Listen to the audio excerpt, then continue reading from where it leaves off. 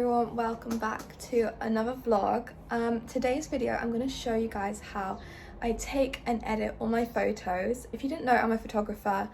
I mainly used to work in the music industry, but now I have started venturing into equestrian photography. I'm going to show you guys the camera settings I use, the conditions for the best photos, how to shoot in different lights and stuff. And I'm going to show you guys what editing I do, and hopefully it's helpful for you guys. I get a lot of comments on my Instagram asking kind of what filters I use, and as a photographer I mainly work on Lightroom, where you have presets. I have my own presets that I've made over the last few years throughout working, and yeah, I thought it might be helpful if you guys want to know how to level up your photos. So let's talk cameras. You don't need a professional camera to take good photos. Phones nowadays have crazy technology and cameras, so your iPhone is enough as long as the lighting is good. When I was younger, I used to always just use my phone, but then as I got older and I started doing photography professionally, I invested in equipment, and so I mainly shoot on this Sony camera. It's a Sony Alpha 7 II. I would really recommend this camera. There's like a Mark III now, and there's loads of different variations, so if you were interested in purchasing, I definitely recommend looking at the Sony Alpha range. So yeah, this is my camera. This is what I use to shoot all my Instagram content, quite a lot of my videos, and what I use for work as well. At the moment, this has just the standard lens on, but obviously you can buy different lenses, which is great for different jobs. Most people, when they have a camera, would just shoot on auto mode, which is great and it does a job, and nowadays like cameras are so intelligent that that is fine. But if you really want to step up your game, you need to do a bit of research on shutter speed and aperture. So when it comes to horses, there are lots of things to consider.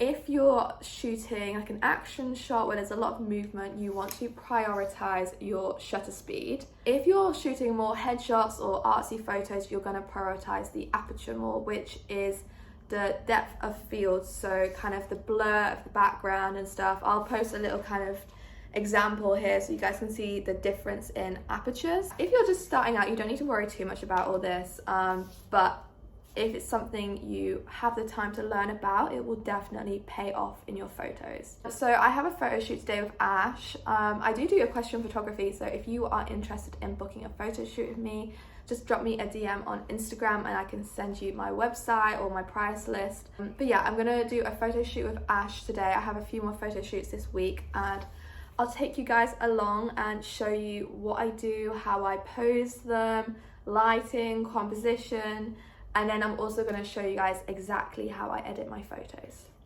So I'm here now. Ash is just getting Rain all prepped and ready, looking photo ready. So my favorite conditions to shoot in are like sunny and bright, but kind of a bit cloudy, because it's quite hard to shoot in direct sunlight, and I find like people find it easier to shoot when there's not direct sunlight on them either. So it's perfect weather, and hopefully we're gonna get some good photos. I've got my camera. I'm just using my 50mm lens today. I find this is kind of like a nice artistic lens to use. So that's what we're doing. We're gonna do some on the ground shots, some riding in the arena, and then some out down our hacking track. So yeah, I'll show you guys what we get up to.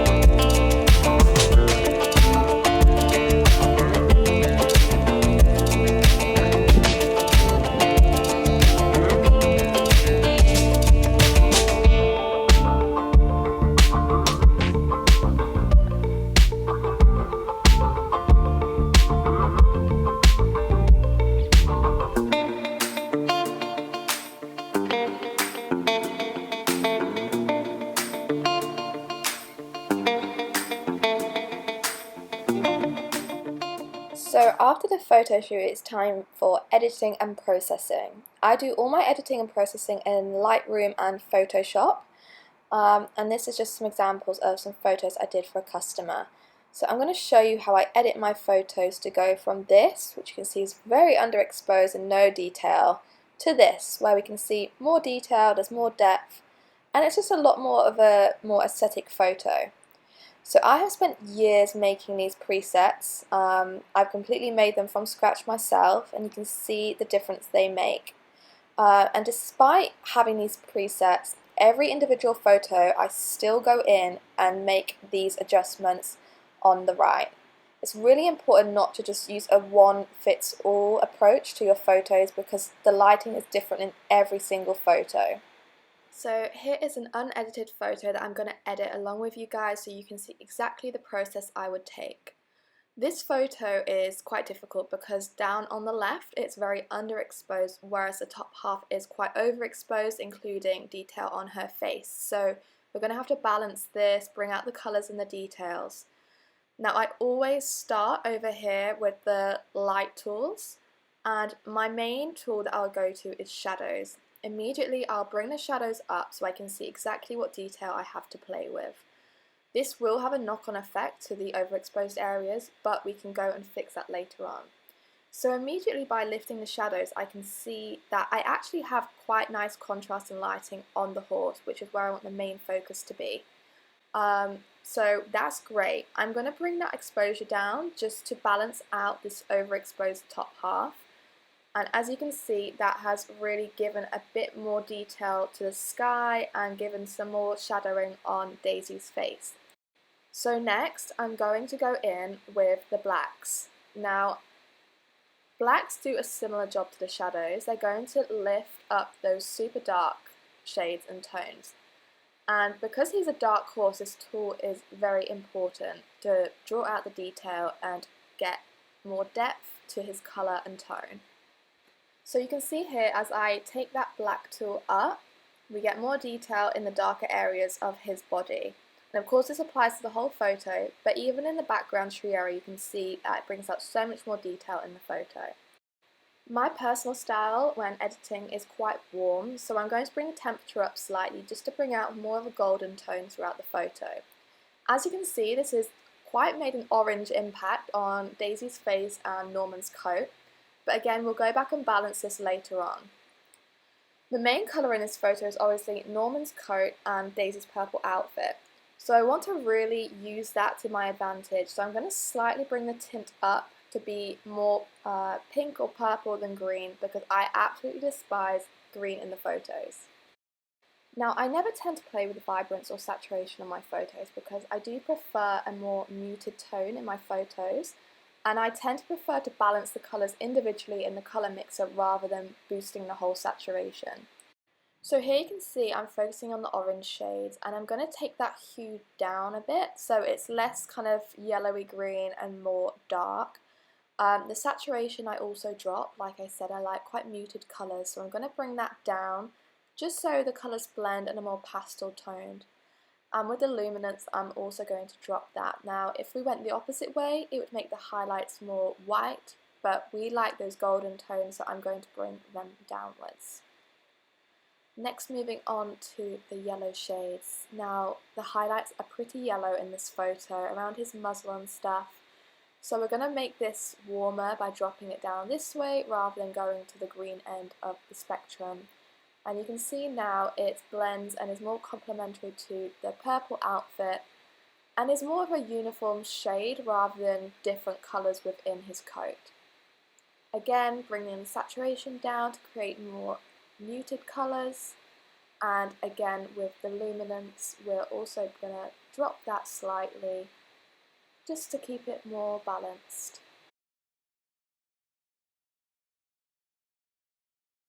Now moving on to green, my arch nemesis in the photos. If you look at my Instagram, you'll notice that trees are never the right colour because I hate green. So I'm going to change the hue of the green to be more of a light green rather than that darker shade. And I go to town on the saturation. We're bringing that right down. We do not want bright green in our photos. And you can just see how this allows Norman to become more of the focus of the photo rather than that tree in the background. And again with the luminance, instead of dropping it down, I tend to go upwards when it comes to the green shades, just to make them blend better with the sky and the background. And instead of, they're usually quite a large portion of a photo, and I don't want the photo to be too dark, so I make the trees and the foliage lighter. Now onto the sky. Like I said, the sky is quite overexposed in this photo, so we're going to use this colour mixer to help us bring those colours back. So we're going to change the hue to be more standout-ish, and I'm going to take this more to the purple end of the spectrum, again to blend with Daisy's outfit. We're bringing that saturation slightly down so it's not a really saturated sky. And then when it comes to the luminance, we're also going to take that upwards. And whilst it's really tempting to take it down so we get that real detailed depth of the sky, I think it makes a photo look quite busy. And by bringing the photo lighter, it really makes them the subject focus. And again, this is just personal preference. You guys might have preferred it with a darker sky, but for me personally, I prefer my backgrounds to be very minimal and clean. Now when it comes to the purple tones, I don't often have a lot of this shade in my photos, but I'm playing with this just to help tweak Daisy's outfit and balance out the earlier tint that we put on the photo. And there we have it. This is pretty much the finished photo. I now go back and just do some tweaks if I feel that the photo needs it after doing the colour mixing. I'm going to tweak that exposure there just to give us a bit more contrast and depth on his muscle, and see if that shadow can be lifted a tiny bit more, bump our contrast up and also the blacks. And there we have it. That is an edited photo. If I show you guys before and after, you can see the real impact some small tweaks can make on a photo. Now I'm going to show you guys how I'd edit this photo of Chucky. As you can see, there is a lot of shadows in this photo, and that combined with his coat colour makes it quite difficult to edit. As you can see, especially on my face, there's a lot of shadow and disruption, as well as on Chucky's eyes and muzzle area. So the other issue with this photo for me is not only is there a lot of shadow, but there is a lot of vibrant green colour that clashes with the overall tone of the photo. So that is one of the main things I would have to edit and fix to get the photo looking more similar to this. So the first thing I'm going to do with this photo is just slightly edit the exposure. Now I do this the smallest amount I can because I prefer to tweak the highlights and shadows individually rather than the overall exposure. So I'll bring the exposure up slightly, and then I'm going to bring those shadows right up so I can see exactly what I have to work with to create a bit more dimension among those shadows and to just bring a bit more depth to the photo. I'm also going to bring the blacks up so you can see the difference that makes, because there's a lot of black tones in that photo. If I show you the difference that just made there, you see how it just lightens the overall effect, which is the effect I like. Of course, that's very individual. I'm going to only bring the contrast up slightly because there's a lot of texture in this photo and you don't want to overdo that. It becomes very cluttered. Now I'm wearing this white top, and as you can see the sun has caught it and there's absolutely no depth and it's very bright. So if I zoom in, I'm going to adjust these highlights slightly. As you can just see a bit more detail on that top now. And if we zoom down onto Chucky, you'll see the difference adjusting the shadow makes. You can see more detail on his neck and his face. As usual, we're going to bring the warmth up. It's my signature kind of look, but you have to be very careful with a dun horse because obviously it can make it look very artificial or unrealistic. Now I'm going to slightly adjust the tint just to balance out because there's a lot of green in this photo, so I'm only slightly bringing up the more purple end of the spectrum. And then I'm going to move on to the colour mixer to adjust the colours individually. So I'm going to go straight into the orange colour mixer. Now when it comes to dun or light coloured horses, I use this opportunity to restore their natural coat colour that may have changed with the prior editing. So I'm just bringing the hue down slightly on Chucky so it's less yellow. Again, bring that saturation down because his coat isn't that bright, unfortunately. and just making it more realistic. As you can see, the saturation now, if I took it up, it would be very yellow. So I'm just making it look a lot more natural and less processed, because a lot of the editing I do is mainly for the background to make the subject pop. So again, this luminance, as you can see, if I took it all the way up, it would make him look very bright. So I'm just going to bring it down slightly because those highlights do wash him out slightly. There aren't a lot of reds in this photo, but I just brought that hue down slightly to take out any red tones because I don't like red tones in my photos. And I'm bringing that luminance up, as you can see, just to see if there's anything that changes. There isn't a lot that changes in here, but I bring it up slightly to take out any redness in my skin tone. Again, the yellow colour mixer, because of the colour of Chucky, this affects him a lot, so this has to be perfect. If I took it this way, it makes it more orange, or the other way brings out the more green tones, and as you know, I really hate green tones in my photos, so I brought it right down more to the orange end to make the photo warmer. Again, I don't like my photos oversaturated, but it doesn't affect it much, so I'm just bringing the luminance down slightly on the yellow, just to make the photo warmer again. Now onto the greens. This is my favourite part, as you know. There's a lot of green in this photo, so you have to be careful because it's going to change the entire effect.